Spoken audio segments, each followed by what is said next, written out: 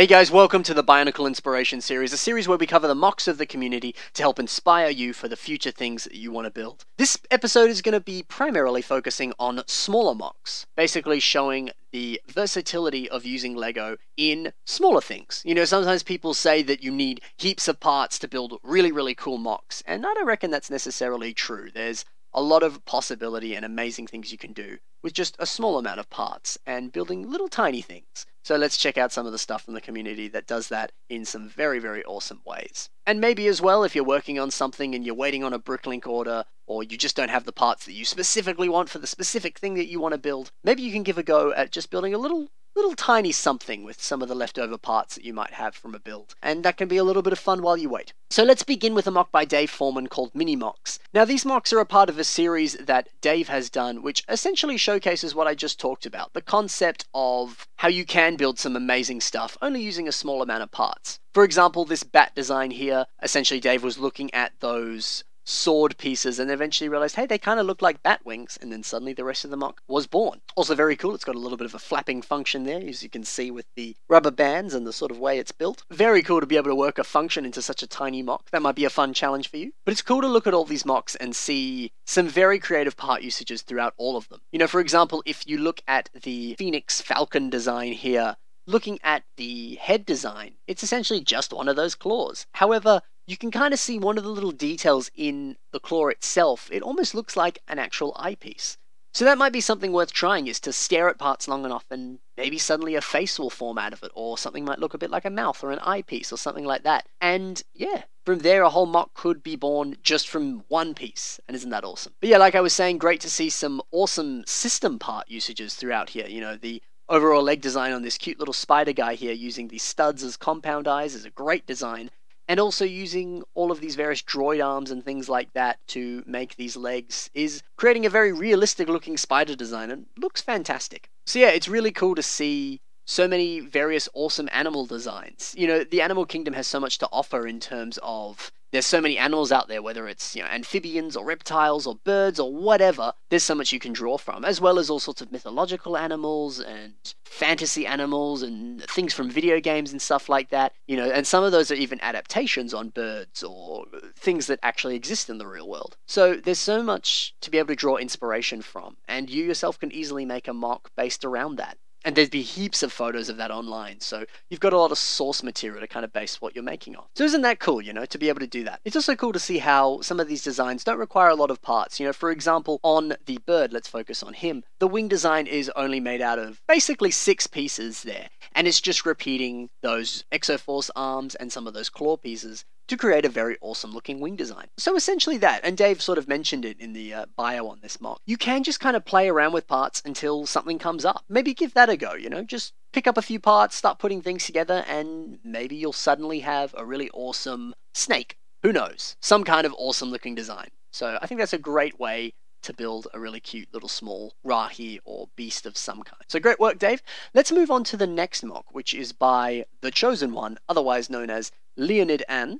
And this MOC is called Uxar, Creature of Jungle. What an awesome design this is. Now, this is actually also a part of a larger sort of build, very similar to what Dave has done, how we saw 5 different MOCs as a part of a sort of group. This was one part of a collaborative build between this guy and a few other builders from the Bionicle community, which is fantastic. It's so cool to be able to involve the community in a larger group build together. Isn't that awesome? Now, there's various ways you can do a collab, whether it's just to post them online and have a cool looking group shot much like this, or to just go to a convention with it, or just, you know, you just want to build something similar to someone else. There's all sorts of opportunities with collaborative builds. And essentially this collaborative build was these builders decided they wanted to all make elemental Rahi, and so together they all picked out a few Rahi, and these various MOCs were all born, and then they got a cool looking group photo in the end. So maybe you yourself can do that with some of your friends, whether they're friends that live across the world but are people you talk to in the Bionicle community, or you could be with a friend who lives close by to you, and maybe you could take it to a convention or a local lug event. That might be kind of fun. So yeah, there's some very awesome designs on this MOC. I really like what he's done with the wing design. It's kind of kept the sort of mechanical vibe that Bionicles tend to have in terms of it kind of looks like it's sort of got a wind turbine on the side there, which is a very clever way to do the wing. But it also keeps the sort of original feathered effect, kind of having all these claws sort of flowing down there. So very awesome, very creative design. Also really cool to see a mask used there on the sort of torso of the bird. Now, this mask, of course, is in sort of trans green, trans yellow, whichever color that is. And it actually introduces a whole nother color to this color scheme of lime and dark gray. But it works very well because that color is actually very close to lime. And it's also cool because it kind of adds a bit of a story element to it. You know, maybe this mock is kind of inspired by a firefly as well. You know, maybe the chest there actually lights up at night or has a sort of translucent effect to it in some way that, you know, a lot of sort of animals tend to in our world. Which is really cool, you know, adding a little bit of story to mocks is always a very welcome, awesome addition. Also really cool to see some fantastic shaping created out of those system parts there on the head design. That beak is so realistic and the overall shape formed by all those parts there on the head design is absolutely awesome. And it's really cool to see repetition of those claw pieces there. Not only used for the beak, but also some of the shape on the head and then the feathers there. Very, very cool. And also cool to see that part used in a sort of slightly bigger version on the top of the wings and the tail there. You know, a lot of LEGO parts tend to have sort of what appear to be smaller or larger versions of certain pieces. So I think it's really cool to use those sorts of parts together on the same mock because it makes everything flow together very nicely, creates a nice sense of unity, and everything just ties together nicely as a result. So that's definitely something to give a go. So I think it's really cool to compare both this build and Dave's build. You know, Dave's stuff was very much focusing on not using too many parts and being able to create some very fantastic designs as a result of that. Whereas this collaborative build is still building tiny mocks, but actually using quite a lot of parts on them. And definitely be sure to check out some of the other builds. No, not all of them are built by this one guy, they're built by a few other people, so there's a lot of really awesome stuff to check out there. So definitely take a look in the description and see some of the other fantastic designs that have been used throughout this collaborative build. But yeah, it's cool because they've used a lot more parts, whereas Dave hasn't. So it's cool to see both ends of that spectrum. You know, when you're building a tiny mock, do you want it to be super, super highly detailed and use a bunch of parts? Or do you want it to be very simplistic and bare bone? You know, because both designs look fantastic and both designs work well. So I guess it kind of just depends on what you want to do or the amount of parts that you have readily available to you. Anyway, let's move on to the next mock, which is by Dark Templar and is called Robotic Laborer. Now, something I tend to find with a lot of smaller mocks in the community is a lot of people like to photograph them in very fun and creative poses and often create a lot of sort of humorous content out of it, whether it's in YouTube videos or just in photos and things like that. And as a result, it's really cool to have those mocks be very poseable, because the more poseable a mock is, the more life it seems to have, and the more personality it conveys, and the more poses you can get in and make it do some funny things.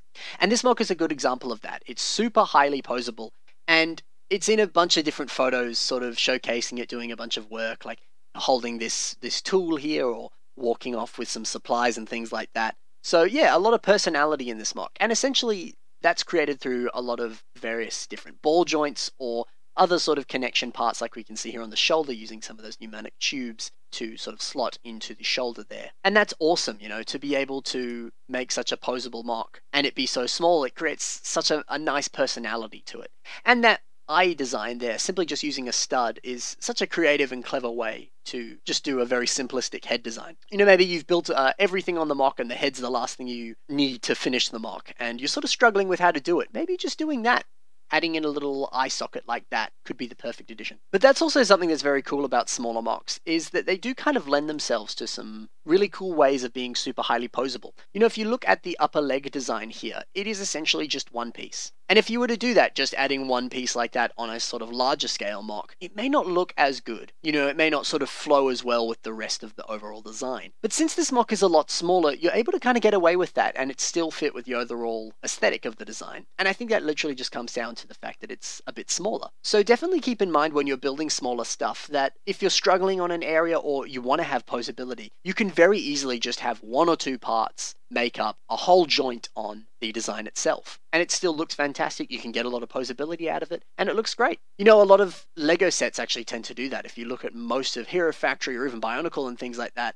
a lot of the limbs or torso elements only really use one or two parts. And again, that's just because of playability and posability, which are obvious factors for a toy, which is what LEGO is designing. So yeah, definitely give that a go and keep that in mind when building smaller mocks. Quickly, we've got one more mock here, which is a bonus mock by Unuku, and these are called some G2 Tablescraps. So very cool to see some G2 parts used to create some very awesome looking Matoran designs. But what I really wanted to focus on is, one, they are primarily just CCBS parts, nothing custom on them at all, but you're able to get some very awesome looking, fun characters out of that as a result. And, there is this concept in the LEGO community of a table scrap, which is literally just you're sitting at your desk, you use the parts that are sitting around you, and you just made a couple quick, fun builds. Not necessarily anything serious, just something fun that you wanted to put together.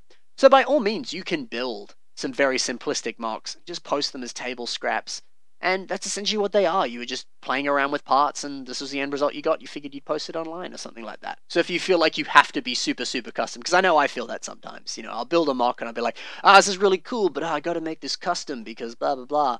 But no, of course not. You don't have to do anything. You can do whatever you want. So definitely make a few table scraps, have a bit of fun, play around with your parts that you've got. The other thing I wanted to focus on is the Matoran here that is sand blue and white.